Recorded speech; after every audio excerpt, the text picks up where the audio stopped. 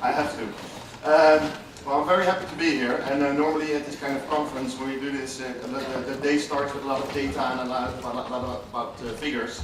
I'm not going to do that at all. I'm going to try to inspire you a little bit and take you through a couple of the, I would say, the examples of my own life, which I think are going to be interesting to demonstrate to you how I think the world is really changing around us, and that's going to be really exciting. So there's a couple of things I'm going to speak about today. First, I'm going to speak briefly about changing economies and how that's affecting us.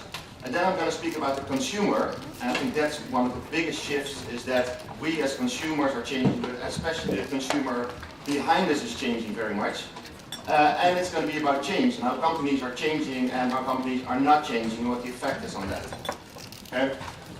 So first, a little bit about economies, and I said I'm going to be very brief on this. You might have seen this before, but you see these players up on the screen at conferences quite a lot. And why?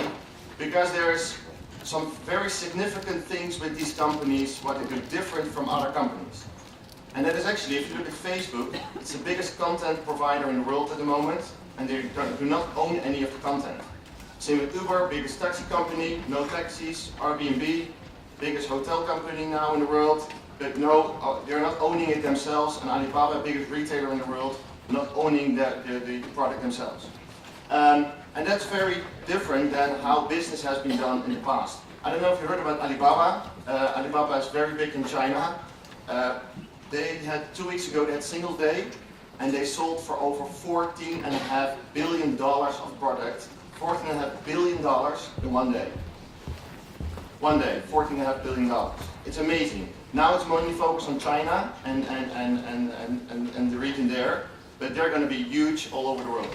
You'll see that they will try to expand also to other places. But the consumer and the change of the consumer is even more exciting. And why? Because I think the consumer is not us, if you look at the future. The consumer is these people. And these people grow up in a very different world than we grew up. So we have been told at one point, oh yeah, you have the internet now. And you have like faster and faster internet. Oh, you have Wi-Fi at some places. You have internet there and there. Their world will be very different, right? Because their starting point, their thinking is so very different. And so how do I prepare for this kind of stuff? And I actually do that with these two people. These are my own kids. It's a boy and a girl. They're 7 and 10 years old. And they actually get a lot of access to technology because they have a father who's sort of like, you know, it's a job. And I love to give them access to this kind of stuff. Don't worry, a lot of people then think that they're only behind their iPad the whole day. That's not the case at all. They're still playing outside and stuff. But it's very interesting to see how they're acting with technology and how they make full use of that and how they really think different because their starting point in their life has been so different. So for example, the 7-year-old, he actually had to make a presentation for school about monkeys. And he had to make it even in PowerPoint, 7 years old. And he had a book from school, which he took with him, and there was some stuff about monkeys. But what he actually did, he picks up an iPad, and he presses a red button, and he says, picture of nice monkeys. And he gets pictures. Saves the pictures, uses them. Picture of funny monkeys. Playing monkeys. And he goes on like that. He knows he has access to any kind of information, and that's his starting point. He has not been growing up like, oh, there's now this thing called Google. He actually knows that this is access to all the information in the world. For him, it's nothing like so exciting. It's just as normal as getting water from your kitchen. And if you look, for example, how they watch content, they're not watching television. So it's really weird, but my kids watch close to zero television, really close to zero. So if they want to watch something, they go to YouTube. And they watch what content they want to watch at that moment. And it's interesting because I recently was speaking to a very big international FMCG brand. And they spend 95% of their budget on television. Because they know if they push TV, sales goes up. Right? And the whole organization is built on the fact that if you're responsible for a brand, do TV. Because if you push TV, sales goes up. But if these people are your future consumers, and they consume close to zero television, what's your strategy then? If you ask the 7-year-old, what's the most ignoring thing that you think on your iPad? You know what he says? Commercials, advertising. Why? Because it's still trying to push it in his face. So it needs to be find new relevant ways how you actually get in contact and connect with brands. But it's interesting because if you ask, for example, this big FMCG, how are you going to adapt to that? Or do you really think that these people are going to grow up and watch much more television than they have been doing in the past? No, these brands need to adapt to these new consumers. And if you then look at, as in line of what I just said, the 7-year-old, we were going to make a very big trip for like 10 hours flight, and he said to me, Daddy, he loves Netflix, and he said, Daddy, if we're going to take a long flight, are we going to have Netflix in the plane? I said, no, you're not having Netflix in the plane. He said, why? Because it says that you have watched TV movies anytime, anywhere. So why not on the plane? I thought it was really smart. And I spoke to the Netflix as a client of us. I spoke to the digital director there, and she said, yeah, that's actually a very smart idea. Also from a marketing perspective, it would be really smart to do that, right? To give that in the plane. So he expected something like this. This is Photoshop, don't worry. But he expected to just sit in the plane, and it made sense, right? That he steps in the plane, and he actually could log in, and he could keep on watching what he's been watching. But you can't do that now. You see that more and more coming, that you have Wi-Fi in a plane, but these people are not thinking in limitations. They just think that it should not be a barrier. They shouldn't be thinking about, is it technically possible to do it? Of course it is. But there's a lot of other bureaucracy around this before you can actually do this. If you give them a phone, not a very funny thing. You know, if they look at how do you use this kind of devices. If you say, what can you do with a smartphone? Well, okay, you can play games with it and watch on YouTube and listen to music, all kind of stuff. And somewhere at the end, say, oh, by the way, you can call people, right? I actually, like half a year ago, we decided to give my 10-year-old a phone. An old phone because we thought, okay, we had an old iPhone, and I said, okay, it's good that we can call you when you are far from school or you're going to friends, and it would be just convenient that we can give you a call once in a while. I can tell you, I tried to call my daughter about 6 times now. She never picked up. She doesn't even take the thing with her. She uses it at home because when she's chatting with friends, that's what that device is for her. It's really interesting that she's not taking it because she's like, I'm not going to take that thing with me, which is interesting for me how they act to that. Same with Apple Watch. When Apple Watch came out, I was like, you know, I really wanted to have it. I was really enthusiastic with it. I'm a little bit less enthusiastic at this moment, to be honest. Still, it's a very nice device. What was funny is that when I got it, and I had it like for a couple of days, and my daughter stood behind me, and at one point she looked at me, and I was looking at the watch like this, and she looked over my shoulder, and she once out of the blue she said, "Oh, that's really cool. You can even watch time on it." I thought, that's funny, right? She did not even think about watching time on the watch. It's called Apple Watch, it's also in English, so they didn't make that connection at all. It was very interesting for me how they do that. And again, I'm looking a lot about how kids actually interact with this kind of stuff. And I want to show you an example from what's called the Kids React. Maybe some of you know it. It's a channel on YouTube. You should really look it up. It's fantastic. And they actually give children a piece of technology, and they ask them to react to that. And I'm going to show you first a piece of old technology. I hope all of you know this kind of technology still. And the other one is about Apple Watch. And you see sort of the difference in that. Take a look. Kids react to technology! This episode, Apple Watch! So today we're changing it up. We're gonna have you react to something we haven't done on Kids React before. Okay. Okay. No, not again. You're going to be reacting not to old technology, but to new technology. New stuff. Which is this. Can I keep it? It's cool. Is this something that counts your steps? A mini iPod Nano. Kind of looks like it's like from the future. The future watch. The Apple Watch. Is this the Apple Watch? I'm speechless. Can I put it on? I can't do it. Does anyone know how to do this? Question time! So, do you know what they call that? Nope. Those little phone watches. A watch? What type of watch? A future watch? The Apple iWatch. Apple Watch. It's an Apple Watch. How do you know about it? Parody is online. I've seen it in this video called The Apple Watch Sucks. My sister's been talking about it. When the iPhone 6 came out, they revealed the Apple Watch. So that is the brand new Apple Watch. Oh, Of course Apple made this. Do you know what the Apple Watch does? I actually have no idea. No. I don't really know much about it. Well, it tells time. You can see your heart rate. I think you can play games on it. You can check the weather, just like the regular phone. So you know what a smartphone is. So that is a smartwatch. What would you expect a smartwatch to be able to do? Siri's probably on this. Tell different time zones. Probably do the exercise thing. Call and text people, I think. You'd be able to go on the internet. Have like apps and not just show the time. Stuff that a smartphone can do. They don't have enough money to buy a phone, but they have enough money to buy this. So with the Apple Watch, in order to get almost all of the functions to work properly, you also need to have an iPhone 5 or later. Are you serious? That's just dumb. I thought it just worked by itself. Oh, so that's why there was an update and then it like got that thing on my phone. That's basically how all of the other ones are. It's kind of disappointing that you have to have a thing with you to make it work. Ooh, I got a miniature phone to wear on my wrist. It's not working. It's not working. And then like you'd look at the instruction manual, it's just like, I need an iPhone. I need an iPhone. So go ahead and just start playing around with the watch. I've never put on a watch before, so yeah. Okay. This is different.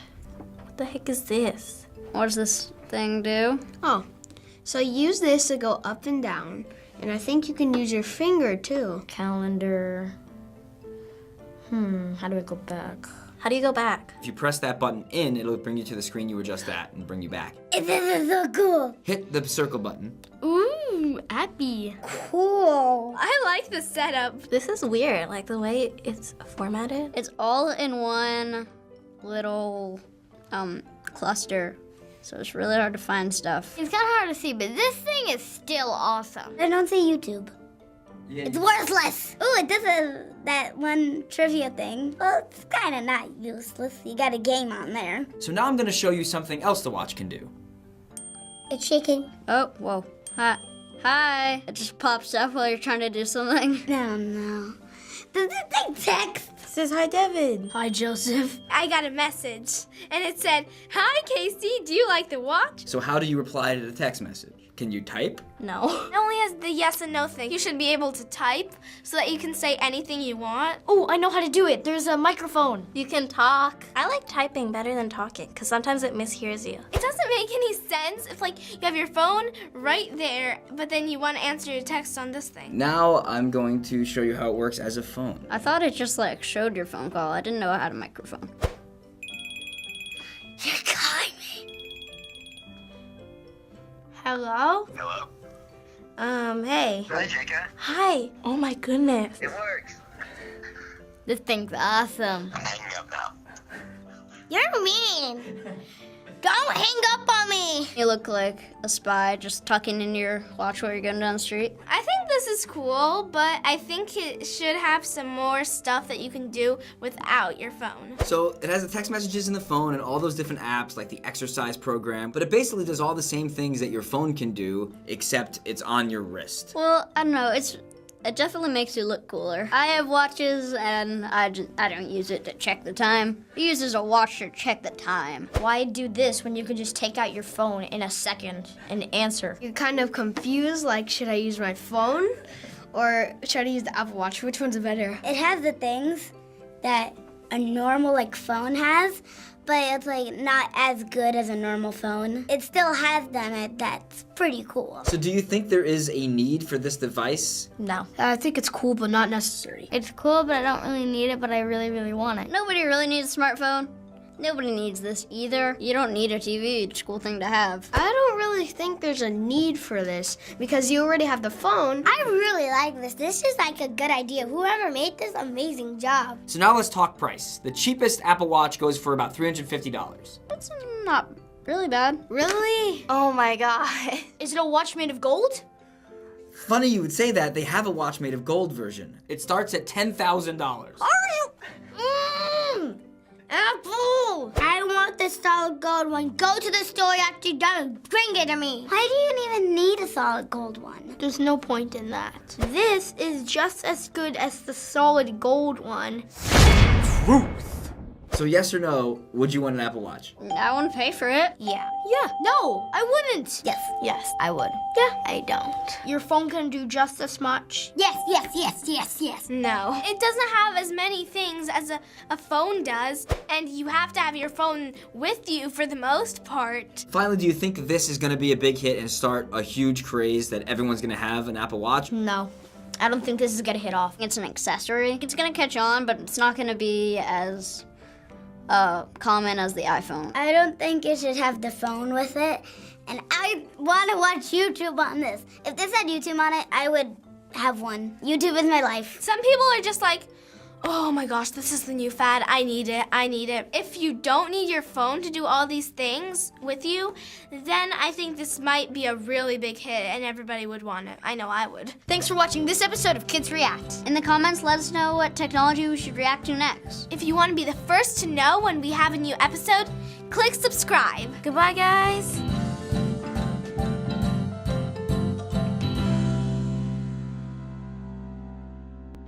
Very interesting, right? To see how they're sort of responding to them. Actually, there are a lot more of these kind of movies going on about this. But I think it's really fascinating to see how kids react to this kind of stuff. And about the watch, I think, as I said, I'm a little bit less enthusiastic about it. On the other hand, what is very good is that you see that brands need to become more and more relevant the smaller the screen gets, right? From a website to an application, then to the app on the watch. Funny story, I just had the watch, and I felt like I was really from the future. So I got to the airport, for example, and when I got to the airport, I could actually check in with my watch. So every time I had my boarding pass was actually here. So everywhere where I went, they asked you for your boarding pass, and you go like, with your watch like this, and people are like, whoa, what are you doing? And like, yeah, blip, and they scan your wrist, right? It's really cool. And people are looking at you like, oh, what do you have? It's cool stuff. But then I actually got to the gate, and I found out that I had to put my boarding pass under the machine, but my wrist couldn't fit under it. It's quite funny, right? That the company, that KLM, for example, was not ready for me to actually boarding or to do the boarding with my watch. And the girl behind the counter actually said, "Well, can you take it off? Because then we can scan it." I said, "But if I take it off, it locks." Okay, and what's the use of me taking off the watch when I already could have taken out my phone then, right? So the whole thing is gone when I have to take off my watch. Really interesting. And I actually put this picture on Twitter, and they responded to me, KLM, but thank you very much for your feedback. We very much appreciate this from an enthusiastic early adopter. Very nice, right? That they sort of respond to that kind of stuff. Anyway, now I want to speak with you about change. And a lot of the stuff that you've seen before and about the stuff that I'm going to show you, we're also going to do a workshop later on. If you want to have more like a deep dive in this kind of stuff, please join. And what I see a lot of companies who are talking about change, but they don't really feel pain. And believe me, if there's no pain, there's no change. Because change is very painful. And a lot of companies look at other companies thinking like, well, how could that have happened? This is a good one, right? I've seen this lots of times before, but still, I still don't really understand what happened there, you know? You had Nokia with so big market share. A lot of people had a Nokia phone. And now it looks like a total no-brainer that you think like, why the hell haven't these guys adapted soon enough to this new kind of phone, right? But I would challenge you and say, think about the business that you're in. Now, why would you not be overtaken by another Uber or another Alibaba? Because in every industry, you will have these kind of companies coming up out of the blue with a total different business model, and they will challenge you. I think this one is a good one. I see now, like, I don't know here, but in the Western Europe, especially in the Netherlands, everybody's about health, very healthy about food and stuff. And for example, if I look at my breakfast table these days, we have like grains and we have like all kinds of stuff that we put in the yogurt. And we buy stuff from Kellogg's, for example. And Kellogg's now offers like 3, 4, 5 different flavors of actually this kind of muesli.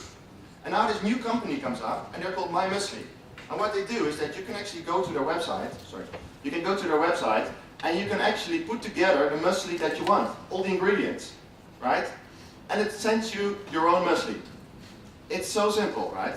And I always wonder, like, okay, so you're Kellogg's, and they have this business which is there, right? So they're making money out of that. So they're not going to throw that away. On the other hand, they have all the factories there. They have everything to build something like that, to offer My Muesli. but they're probably not going to do it, right? Because of what their heritage is. It's so difficult for all these big brands to actually adapt and really see that this is the future of how people buy their products and also what the expectations are of people. And I'll give you some more examples of that. One of my favorite examples is this one, the Dollar Shave Club. So what these guys did is that they actually looked at the whole industry of shavers, and they looked at the shaver on the left, and Gillette has a very big market share there, and they thought like, well, this shaver is becoming more and more like futuristic, right? You sort of have to look at the packaging, does it really still shave? Or does it do a lot of other stuff, right? Because in the end, people need a shaver, right? So they actually stepped into this business and they made one commercial. And with this one commercial, which I'm going to show you in a second, they actually wanted to challenge this whole existing industry. The company is worth now over $600 million. They took a very significant piece of market share in the US. So there's a big market for this. And again, you could think about in the end, like, why hasn't Gillette stepped into this? Anyway, I'll show you the commercial. Hi, I'm Mike, founder of DollarShaveClub.com. What is DollarShaveClub.com? Well, for $1 a month, we send high-quality razors right to your door. Yeah, $1. Are the blades any good? No. Our blades are f***ing great. Each razor has stainless steel blades, an aloe vera lubricating strip, and a pivot head. It's so gentle a toddler could use it. And do you like spending $20 a month on brand name razors? 19 go to Roger Federer. I'm good at tennis. And do you think your razor needs a vibrating handle, a flashlight, a back scratcher, and 10 blades? Your handsome-ass grandfather had 1 blade and polio. Looking good, pop-up! Stop paying for shave tech you don't need. And stop forgetting to buy your blades every month. Alejandro and I are going to ship them right to you.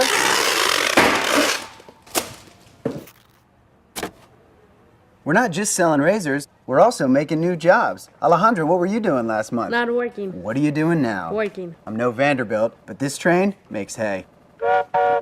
So stop forgetting to buy your blades every month and start deciding where you're going to stack all those dollar bills I'm saving you. We are DollarShaveClub.com, and the party is on. I know karate, I know jiu-jitsu, I drive like a gangster when I'm coming to see you, see you, see you, see you. Because I think, you know, that in the world we're living in now, you are able to do this, right? You are able to make like a crazy commercial like this and then become like build a company worth more than $600 million. It's amazing. Actually, what is nice to add to this is that these guys are also doing a lot, because this went viral and of course they got a lot of attention. They're also doing TV commercials at the moment. So they do understand that it's not only about doing TV advertising and now we have to do some digital the other way around, but it's really about finding the mix, because in the end, there are also a lot of people that they have to reach through television, which they will not be reaching through this kind of commercial, right? A very successful company. Another one which I like a lot, an example, is about technology and about how simple technology now is and how cheap technology now is. And this is done by a pizza company in Dubai. And what happened is that they had the following insight. They actually said that 80% of the time that people buy pizza, they order the same pizza. This quite makes sense, right? If you think about it, you're probably not ordering every time a total different pizza. You probably have a preference. And they thought like, okay, and next to that, when is the moment that you would like to be in front of people to actually say, hey, listen, we can offer you, do you want to get pizza? It's when people are standing in front of their fridge. So they made actually this fridge magnet, which they sent to people, and I'll show you the clip in a second. And the fridge magnet is on your fridge. You're standing in front of the fridge thinking, what the hell should I eat tonight? And you can actually just press the button and the rest goes by itself.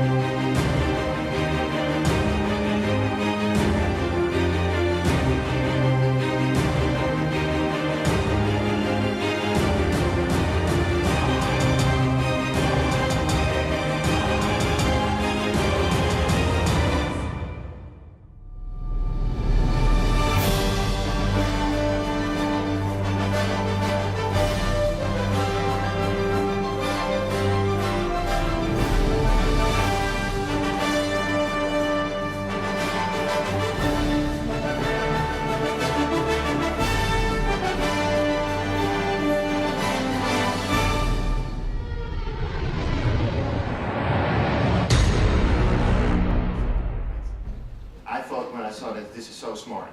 But why haven't I got this from, I don't know, do you have Domino's Pizza here? No? Pizza Hut? Do they do delivery stuff or not? Do you have pizza delivery in general? No. No?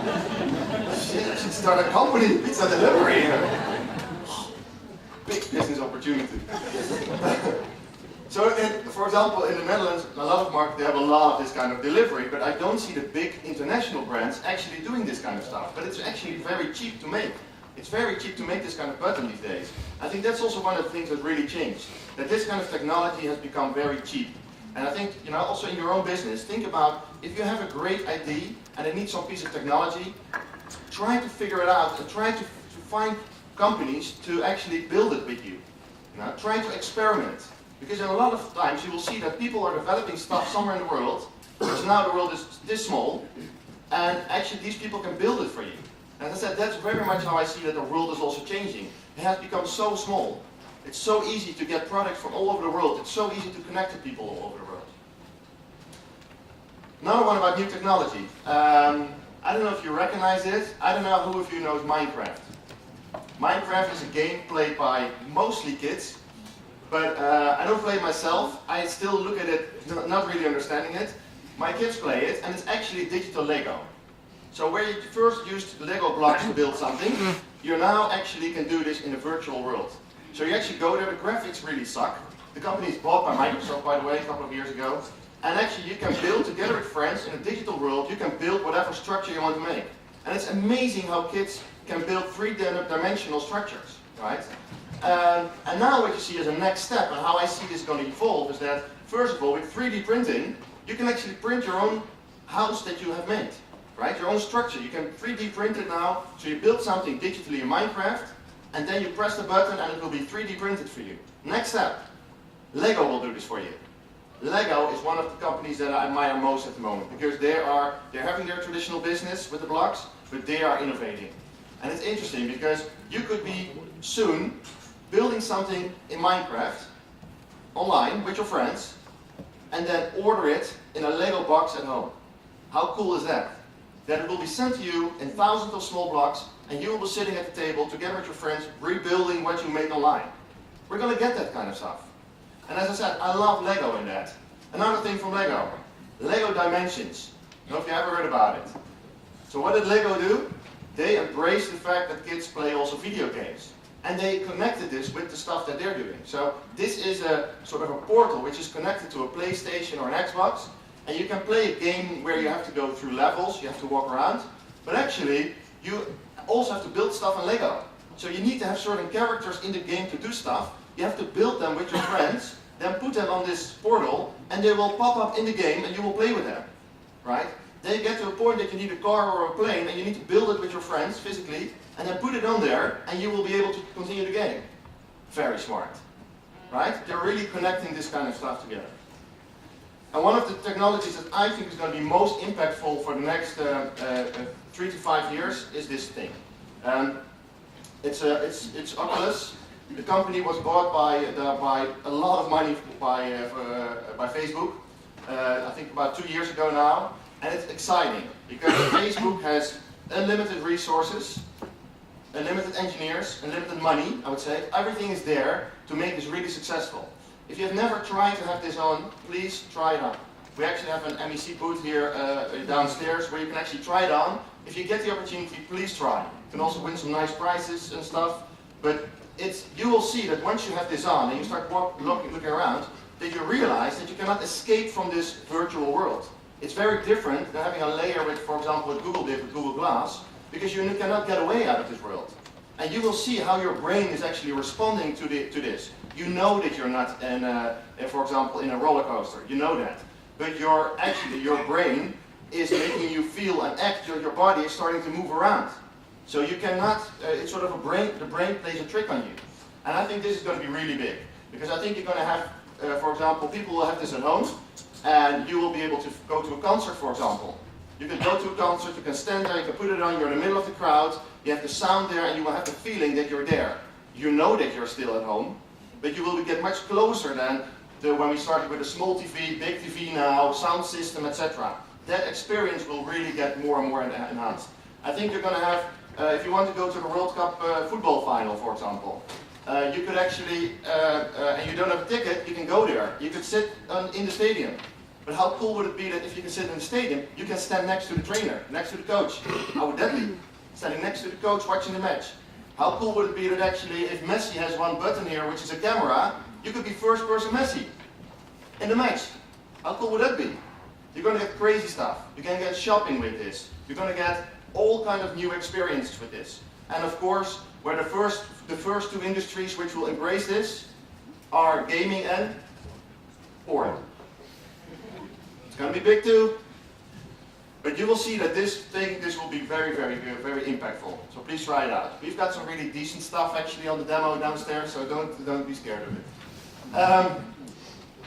So as I said, everything is changing. So and I think it's really, really exciting. And so please, if you have any more questions about this, please let me know. I think in general, I would say embrace change. Don't be scared of it. It's going to be a really, really exciting time. Thank you very much.